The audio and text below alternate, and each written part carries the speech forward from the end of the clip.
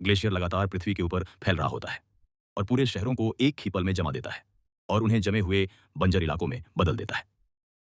वैज्ञानिकों की एक टीम सावधानी से एक विशाल ग्लेशियर के ऊपर अपना रास्ता बना रही थी। वह बेस को अचानक हुए ज्वालामुखी ब्लास्ट के बारे में रिपोर्ट करते हैं और चेतावनी देते हैं कि और अगर सिचुएशन और खराब हुई तो तुरंत इवैक्यूएशन करना पड़ेगा। उधर एक आदमी अपने बेटे और बेटी के साथ कार में जा रहा होता है। उसका बेटा रेडियो से किसी से कांटेक्ट करने की कोशिश करता है, लेकिन कोई जवाब नहीं मिलता। वे आखिरकार एयरपोर्ट पहुंचते हैं जहां बेटी को न्यूयॉर्क के लिए फ्लाइट पकड़नी थी कि तभी एक वैज्ञानिक आखिरकार रेडियो पर आता है। ग्लेशियर पर वो साइंटिस्ट हेलीकॉप्टर में अपना सामान रख रहा होता है, लेकिन एक कॉलीग के कॉल की वजह से उसका ध्यान भटक जाता है। इधर वो आदमी अपनी बेटी को इग्नोर कर देता है और उसकी बेटी बिना बाई बोले कार से उतर जाती है। साइंटिस्ट बताता है कि बाकी पूरी टीम सेफ निकल चुकी है, लेकिन जो ग्लेशियर वो स्टडी कर रहे थे वो पूरी तरह अनस्टेबल हो चुका है। हर जगह जोरदार वोल्केनिक एक्सप्लोजन हो रहे हैं।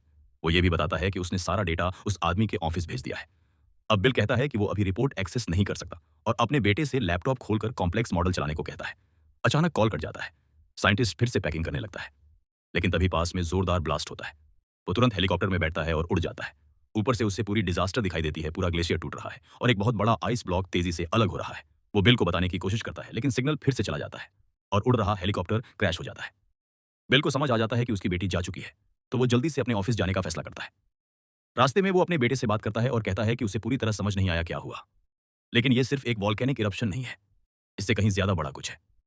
वो बेटे को कार में छोड़कर ऑफिस के अंदर जाता है। अंदर उसका कोलीग उसे अर्जेंटली बोलता है कि वो तुरंत अपने फैमिली के साथ स्टेट छोड़ दे। कनाडा में पहले से ही बड़े बड़े आइस के टुकड़े गिर रहे हैं और सिर्फ 19 घंटे में ये ग्लेशियर नॉर्थ अमेरिका तक पहुंच जाएगा।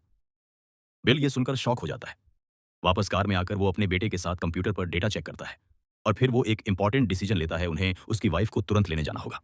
उधर उसकी वाइफ एक सेनेटर को सिचुएशन के बारे में बता रही होती है। ऐश क्लाउड की वजह से सारी फ्लाइट्स कैंसिल हो चुकी हैं। सेनेटर उसे बोलता है कि वॉशिंगटन से कांटेक्ट करो और पता करो कि इंटरनेशनल मीटिंग पोस्टपोन होगी या नहीं। वो उसकी टेंशन देखकर उसे याद दिलाता है कि उसकी बेटी आज न्यूयॉर्क गई है, लेकिन उसे रीअश्योर करता है कि सब ठीक होगा क्योंकि इरप्शंस ग्रीनलैंड में हो रहे हैं, जो काफी दूर है। वो थोड़ा काम होती है और बाहर हॉलवे में जाती है, तभी उसे अपने हस्बैंड की आवाज सुनाई देती है। बिल उसे लेने आ गया होता है। बिल जल्दी जल्दी उसे बताता है कि एक ह्यूज ग्लेशियर उनकी तरफ आ रहा है, लेकिन उसकी वाइफ टेरी पहले तो बिलीव नहीं करती। उसे लगता है कि बिल फिर से एग्जैजरेट कर रहा है। लेकिन कुछ ही देर बाद एक ट्रस्टेड कॉलीग उसे बताता है कि सारे कम्युनिकेशंस बंद हो चुके हैं। इवन व्हाइट हाउस भी रिस्पॉन्ड नहीं कर रहा। अब टेरी को सिचुएशन की सीरियसनेस समझ आती है और वो तुरंत बिल और अपने बेटे के साथ निकलने के लिए रेडी हो जाती है। उधर एयरफोर्स ग्लेशियर को ट्रैक कर रही होती है। वो देखते हैं कि वो तेजी से नॉर्थ अमेरिका के ईस्ट कोस्ट की तरफ बढ़ रहा है और साथ में ह्यूज स्टॉर्म्स और ब्लिजर्ड्स ला रहा है। कार में जाते हुए टेरी अपनी बेटी को लेकर बहुत परेशान होती है। वो उसे कॉल करने की कोशिश करती है, लेकिन जूलिया प्लेन में होती है, इसलिए सिग्नल नहीं मिलता। अचानक नेल्सन आसमान की तरफ देखकर बोलता है कि कुछ अजीब है। आसमान में बहुत डार्क और डेंजरस क्लाउड्स छाए हुए होते हैं। बिल भी ये देखकर तुरंत यूटर्न लेता है। वो डिसाइड करता है कि वो घर नहीं जाएंगे, उन्हें सीधा न्यूयॉर्क जाना होगा अपनी बेटी जूलिया को ढूंढने के लिए, और वहां पहुंचने में करीब 7 से 8 घंटे लगेंगे। उधर न्यूयॉर्क में जूलिया अपने बॉयफ्रेंड से मिलती है। जैसे ही दोनों मिलकर हग करते हैं, उसका फोन बजता है, लेकिन वो कॉल इग्नोर कर देती है। इधर टेरी अपनी बेटी से कांटेक्ट नहीं कर पाती, तो वो एक वरीड वॉइस मेल छोड़ती है। उससे बोलती है कि डॉम में सेफ रहे, वो लोग उसे लेने आ रहे हैं। तभी मौसम अचानक बहुत खराब होने लगता है और तेज बर्फबारी शुरू हो जाती है। बिल ट्राई करता है कि वो फैमिली को सिटी से बाहर निकाल दे, लेकिन वो लोग तुरंत हैवी ट्रैफिक जैम में फंस जाते हैं। वो अपने बेटे नेल्सन से बोलता है कि जल्दी कोई दूसरा रास्ता ढूंढे। तभी अचानक ऊपर से मिलिट्री F-16 जेट्स तेज आवाज के साथ उड़ते हैं। पायलट्स ग्लेशियर को ढूंढने की कोशिश कर रहे होते हैं, लेकिन जब वो लोकेशन पर पहुंचते हैं तो ग्लेशियर कहीं दिखाई नहीं देता। फिर अचानक उनके सामने ह्यूज आइस माउंटेन्स खड़े हो जाते हैं। कुछ जेट्स कंट्रोल नहीं कर पाते और क्रैश हो जाते हैं, जबकि बाकी पायलट्स ग्लेशियर को डिस्ट्रॉय करने के लिए मिसाइल्स फायर करते हैं। उधर रोड पर बिल और उसका फैमिली अभी भी ट्रैफिक में फंसा होता है। तभी अचानक आसमान से बड़े बड़े आइस के टुकड़े गिरने लगते हैं और कार्स पर क्रैश होने लगते हैं। बिल तुरंत रिएक्ट करता है और कार को रिवर्स में डालकर निकलने की कोशिश करता है, लेकिन यही सिचुएशन पूरे सिटी में हो रही होती है और हर जगह ह्यूज आइस ब्लॉक्स गिर रहे होते हैं और सब कुछ डिस्ट्रॉय हो रहा होता है। किसी तरह बिल ट्रैफिक से निकल जाता है और फैमिली आगे बढ़ती है। चारों तरफ ब्लिजर्ड चल रहा होता है, इतनी तेज कि कार की विंडोज भी पूरी तरह जाम हो जाती हैं। कुछ दिखाई नहीं देता। तभी टेरी का फोन बजता है और इस बार जूलिया का कॉल होता है और फाइनली कनेक्ट हो जाता है। टेरी जल्दी जल्दी उसे बोलती है कि डॉम में ही रहे, वो लोग उसे लेने आ रहे हैं, लेकिन तभी कॉल फिर से कट हो जाता है। उधर एयरफोर्स लगातार ग्लेशियर को रोकने की कोशिश कर रही है, लेकिन कुछ भी काम नहीं कर रहा। टेरी बार बार जूलिया को कॉल करने की कोशिश करती है, लेकिन सिग्नल नहीं मिलता। वह आसपास किसी से संपर्क करने की कोशिश करती है, लेकिन कोई जवाब नहीं देता।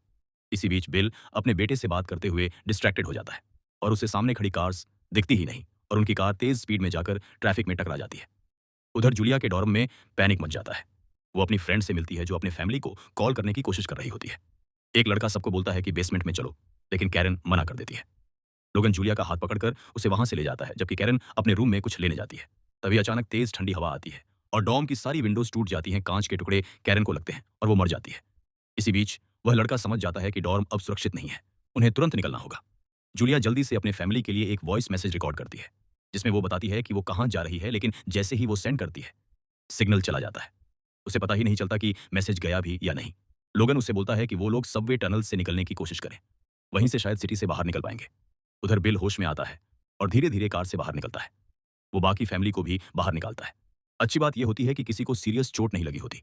बिल बोलता है कि उन्हें जल्दी से आगे बढ़ना होगा और कोई दूसरी व्हीकल ढूंढनी होगी, और थोड़ी दूर पर उन्हें एक खाली वैन मिल जाती है। बिल अपनी वाइफ और बेटे को अंदर बैठाता है और खुद आसपास चेक करने चला जाता है। तभी नेल्सन इग्निशन में चाबी देखता है और कई कोशिशों के बाद वैन स्टार्ट कर देता है। तभी बिल वापस आता है और बताता है कि आगे रोड पूरी तरह ब्लॉक्ड है, लेकिन उसके पास एक आइडिया है। वैन के पीछे उसे एक पुरानी बकेट और फर्टिलाइजर्स मिलते हैं। वो उन्हें डीजल के साथ मिक्स करता है और ऊपर गैस कैंस रखकर एक पावरफुल डीसाई बॉम्ब बना देता है। फिर वो उसे ब्लास्ट करता है और रास्ता साफ हो जाता है। अब जैसे ही रास्ता खुलता है, वो लोग धीरे धीरे आगे बढ़ने लगते हैं। कुछ देर बाद टेरी के फोन में वीक सिग्नल आता है और उसे जूलिया का मैसेज मिल जाता है। अचानक दूर कहीं बड़ा एक्सप्लोजन होता है और जमीन हिलने लगती है। रेडियो पर नेल्सन सुनता है कि मिलिट्री ग्लेशियर को उड़ाने की कोशिश कर रही है। अगर वो फेल हुए तो अगला टारगेट बॉस्टन होगा। बिल बोलता है कि ग्लेशियर को रोकना पॉसिबल है, लेकिन सिर्फ न्यूक्लियर वेपन से। इसका मतलब उन्हें जल्दी से जल्दी न्यूयॉर्क पहुंचना होगा। उधर मिलिट्री बार बार अटैक कर रही है, लेकिन कुछ भी काम नहीं कर रहा। सिटीज में केओस फैल चुका होता है। लोग जहां खड़े हैं वहीं फ्रीज हो रहे हैं और आइस स्टैच्यूज बन रहे होते हैं। तेज हवाएं बिल्डिंग्स को तोड़ रही हैं। ड्राइव करते समय बिल कुछ लोगों को रोड के किनारे खड़े देखता है जो हेल्प मांग रहे होते हैं। बिल रुकना चाहता था, लेकिन टेरी मना कर देती है। तभी अचानक ऊपर से एक ह्यूज आइस चंक गिरता है और उन लोगों को दबा देता है। बिल शॉक में गैस दबाता है और वहां से निकल जाता है। उधर जूलिया और लोगन भीड़ के बीच स्ट्रगल करते हुए सबवे टनल तक पहुंच जाते हैं। जूलिया बहुत डरी हुई होती है, उसे लगता है उसके पेरेंट्स उसे ढूंढ नहीं पाएंगे। इधर बिल नोटिस करता है कि वैन का फ्यूल ऑलमोस्ट खत्म हो गया है और सबको बहुत भूख भी लगी है। उन्हें जल्दी से गैस स्टेशन चाहिए। नेल्सन डरकर बोलता है कि उसे बहुत डर लग रहा है, बाहर दिन में भी अंधेरा छा गया है। तभी टेरी रोड के किनारे एक कार देखती है और बिल से रुकने को बोलती है। बिल बाहर जाकर चेक करता है और उसे अंदर एक डेड बॉडी मिलती है। वो उस कार से फ्यूल निकालकर अपनी वैन में भर लेता है। फिर वो लोग फिर से न्यूयॉर्क की तरफ निकल जाते हैं। उधर जूलिया और लोगन सबवे टनल्स में आगे बढ़ रहे होते हैं। उन्हें अजीब अजीब आवाजें सुनाई देती हैं। लोगन समझ जाता है कि सिचुएशन और खराब हो रही है, उन्हें जल्दी आगे बढ़ना होगा। जैसे ही वे कनेक्टिकट से गुजर रहे होते हैं, बिल धीरे से टेरी से स्वीकार करता है कि उसे अपनी बेटी को अलविदा कहने का मौका भी नहीं मिला। टेरी उसे भरोसा दिलाती है कि वे उसे जल्द ही देखेंगे। आगे बिल एक लंबा ट्रैफिक जाम देखता है। वह गाड़ी रोकता है और स्थिति का आकलन करने के लिए बाहर निकलता है और ध्यान से देखता है कि सामने का पानी जम चुका है या नहीं। जांच करने के बाद वह फैसला करता है कि बर्फ अभी भी बहुत पतली और अस्थिर है। वापस वैन की ओर जाते समय उसकी मुलाकात एक रहस्यमय आदमी से होती है, जो उन्हें कैलिफोर्निया तक साथ चलने का प्रस्ताव देता है। बिल साफ मना कर देता है, इस बात से परेशान कि कोई उसकी बात नहीं सुन रहा। तभी वह अजनबी गैरी बंदूक निकालता है और जबरदस्ती परिवार को वैन से बाहर निकाल देता है। जैसे ही गैरी जमी हुई सतह पर वैन लेकर भागता है, नेल्सन को अचानक याद आता है कि उसका रेडियो अंदर रह गया है। अपने माता पिता की चिल्लाहट को नजरअंदाज करते हुए वह वैन के पीछे दौड़ता है, उसे पकड़ता है और पीछे से अपना सामान निकाल लेता है। उसके माता पिता भी पहुंच जाते हैं और उसे डांटते हैं, उससे कहते हैं कि वह दोबारा कभी ऐसा खतरनाक काम न करे। तभी बर्फ जोर जोर से टूटने लगती है और गैरी के साथ वैन ठंडे पानी में डूब जाती है। बिल और उसका परिवार तेजी से किनारे की ओर भागते हैं। जमीन पर पहुंचने के बाद वे फिर से एक नई गाड़ी की तलाश शुरू करते हैं। दूसरी तरफ सुरंगों में लोगन और जूलिया लिंकन टनल तक पहुंच जाते हैं। दूसरी तरफ निकलते ही उन्हें छोड़ी गई गाड़ियों का एक बड़ा ढेर दिखाई देता है। लोगन बताता है कि अगर वे आगे बढ़ते रहे तो वे न्यू जर्सी पहुंच जाएंगे, जो लगभग 1 मील दूर है। सड़क पर सावधानी से चलते हुए बिल और उसका परिवार एक सुनसान घर तक पहुंचते हैं। वे अंदर जाते हैं और उसे खाली पाते हैं। वे कुछ खाना और गर्म कपड़े लेने का फैसला करते हैं। एक कमरे में टेरी को बच्चों की ड्राइंग्स और खिलौने मिलते हैं। वह एक पुराना टेडी बियर पकड़ती है, रो पड़ती है और अपनी बेटी से वादा करती है कि वह उसे हर हाल में ढूंढेगी। जैसे ही वे अपना सामान इकट्ठा करके निकलने की तैयारी करते हैं, उन्हें सीढ़ियों पर बैठा एक लड़का दिखाई देता है। वह बताता है कि उसके पिता को मदद चाहिए और उन्हें गैराज में ले जाता है, जहां उसका पिता एक गिरी हुई शेल्फ के नीचे दबा होता है। बिल और बाकी लोग मिलकर उसे बाहर निकालते हैं। उस आदमी का नाम जेरल्ड होता है। वो उन्हें वेस्ट की तरफ चलने का ऑफर देता है, लेकिन बिल मना कर देता है। उसे सिर्फ अपनी बेटी को ढूंढना है, चाहे कुछ भी हो। तब जेरल्ड उन्हें अपना छोटा प्लेन दे देता है और लकीली बिल को प्लेन उड़ाना आता है। रिस्क होने के बावजूद टेरी और नेल्सन उसके साथ जाने के लिए तैयार हो जाते हैं। तीनों प्लेन में बैठते हैं और न्यूयॉर्क की तरफ उड़ जाते हैं। उधर जूलिया और लोगन लिंकन टनल क्रॉस करके न्यू जर्सी पहुंच जाते हैं। आसमान में बिल का प्लेन भयंकर स्टॉर्म और टॉर्नेडोज के बीच उड़ रहा होता है। किसी तरह वो क्लाउड्स के ऊपर निकल जाते हैं और दूर एयरफोर्स के जेट्स देखते हैं। उधर मिलिट्री ग्लेशियर को डिस्ट्रॉय करने के लिए सोल्जर्स को हेलीकॉप्टर से नीचे उतारती है और वो लोग एक्सप्लोजिव्स लगाना शुरू करते हैं। जूलिया और लोगन एम्प्टी स्ट्रीट्स में शेल्टर ढूंढ रहे होते हैं, लेकिन हर जगह डोर्स बंद मिलते हैं। अचानक एक आदमी उन पर अटैक करता है और उनके वार्म कपड़े छीनने की कोशिश करता है, लेकिन तभी एक पुलिस ऑफिसर आकर उसे भगा देता है। ऑफिसर उन्हें बताता है कि सिटी ऑलरेडी इवैक्यूएट हो चुकी है और उन्हें एक सेफ शेल्टर में ले जाता है। उधर प्लेन में बिल अपने बेटे से पूछता है कि ग्लेशियर कितनी दूर है। नेल्सन चेक करता है, वो सिर्फ 164 फीट दूर है और 186 मील प्रति घंटा की स्पीड से आ रहा है। अचानक प्लेन के विंग्स पर आइस जमने लगती है, विजिबिलिटी भी ऑलमोस्ट जीरो हो जाती है और फ्यूल भी खत्म होने वाला होता है। अब बिल के पास कोई ऑप्शन नहीं बचता, वो इमरजेंसी लैंडिंग करने का फैसला करता है। उधर जूलिया और लोगन शेल्टर पहुंचते हैं। वहां जूलिया को पता चलता है कि लोगन के पिता नॉर्दर्न यूरोप में हैं, लेकिन वहां सबसे पहले डिजास्टर आया था और शायद वो अब जिंदा नहीं है। इधर bill New York air traffic control से कांटेक्ट करने की कोशिश करता है, लेकिन कोई जवाब नहीं मिलता। टाइम बहुत कम होता है, इसलिए बिल प्लेन को खुद ही रनवे पर उतारने का फैसला करता है। लेकिन जैसे ही वो लैंड करने जाता है, अचानक सामने एक बड़ा कमर्शियल एयरप्लेन आ जाता है। किसी तरह वो टक्कर से बच जाता है, लेकिन अगले ही पल प्लेन बर्फ के बड़े ब्लॉक से टकरा जाता है। क्रैश होने के बाद बिल जल्दी से चेक करता है कि सब ठीक है या नहीं। फिर वो लोग प्लेन से बाहर निकल जाते हैं और थोड़ी ही देर में प्लेन ब्लास्ट हो जाता है। एक ऑफिसर उन्हें सेफ जगह ले जाने में हेल्प करता है। उधर मिलिट्री ग्लेशियर को डिस्ट्रॉय करने के लिए आखिरी कोशिश करती है, लेकिन फिर भी कुछ काम नहीं करता। ब्लास्ट की वजह से आइस के टुकड़े हवा में उड़कर शहर पर गिरते हैं। शेल्टर में जूलिया और लोगन को समझ आता है कि वो जगह भी सेफ नहीं है, तो वो वहां से निकलकर दूसरी जगह जाने लगते हैं। बाहर बहुत ठंडी हवा चल रही होती है, सांस लेना भी मुश्किल हो जाता है। अचानक उन्हें दूर से जोरदार आवाज सुनाई देती है, जिससे पता चलता है कि ग्लेशियर और करीब आ चुका है। उधर बिल और उसकी फैमिली को बताया जाता है कि नेशनल गार्ड उन्हें जल्दी इवैक्यूएट करेगी, लेकिन तभी अचानक एक बिल्डिंग का हिस्सा गिरता है और एक औरत उसकी चपेट में आ जाती है। पास के हैंगर में नेल्सन को एक कार मिलती है और वो लोग सिटी के अंदर जाने लगते हैं, लेकिन ब्रिज पर पुलिस उन्हें रोक लेती है। वॉशिंगटन ब्रिज टूट चुका होता है और उन्हें न्यूयॉर्क जाने की परमिशन नहीं मिलती। पुलिस ये भी बताती है कि मिलिट्री आखिरी और सबसे बड़ा अटैक करने वाली है। अब बिल सोच में पड़ जाता है कि क्या करें, तभी उसे एक आइडिया आता है। अगर वो जूलिया तक नहीं पहुंच सकते तो वो उसका फोन ट्रैक कर सकते हैं।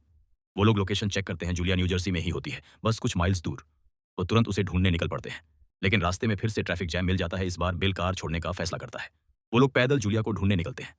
भीड़ में अचानक नेल्सन का फोन गिर जाता है, वो घबरा जाता है, लेकिन बिल बोलता है कि टाइम नहीं है, जूलिया पास ही है। एक बिल्डिंग के फायर एस्केप पर चढ़कर बिल एक डेढ़ आदमी के पास पड़ी गन उठा लेता है और जोर जोर से जूलिया का नाम चिल्लाता है और हवा में गोली चलाता है ताकि वो उसे सुन सके। उधर जूलिया थकी हुई और ठंड से कांप रही होती है, तभी उसे अपने पिता की आवाज सुनाई देती है। वो बाहर आती है और फाइनली अपने पिता को देख लेती है। इमोशनली पूरा फैमिली फाइनली मिल जाता है। अब बिल एक रिस्की डिसीजन लेता है, वो फ्रोजन रिवर के ऊपर से कार चलाकर निकलने की कोशिश करेगा। ग्लेशियर अब बहुत करीब आ चुका होता है। मिलिट्री जेट्स अभी भी उसे रोकने की कोशिश कर रहे होते हैं। नेल्सन कहता है कि वो ग्लेशियर से नहीं बच पाएंगे। तभी आसमान से बड़े बड़े आइस ब्लॉक्स गिरने लगते हैं। बिल समहाउ कार को कंट्रोल करते हुए उनसे बचता है। टेरी बोलती है कि उन्हें स्टैच्यू ऑफ लिबर्टी जाना चाहिए, वहां शायद शेल्टर मिल जाए। बिल अग्री करता है और वो लोग वहां पहुंच जाते हैं। किसी तरह वो स्टैच्यू के अंदर सेफ जगह पर छिप जाते हैं। उधर मिलिट्री ग्लेशियर पर आखिरी अटैक करती है और अचानक सब शांत हो जाता है। फैमिली धीरे धीरे बाहर बाहर झांकती है और देखती है कि पूरा शहर बर्फ से ढक चुका है। सब कुछ खत्म जैसा लग रहा होता है और इसी के साथ फिल्म खत्म हो जाती है।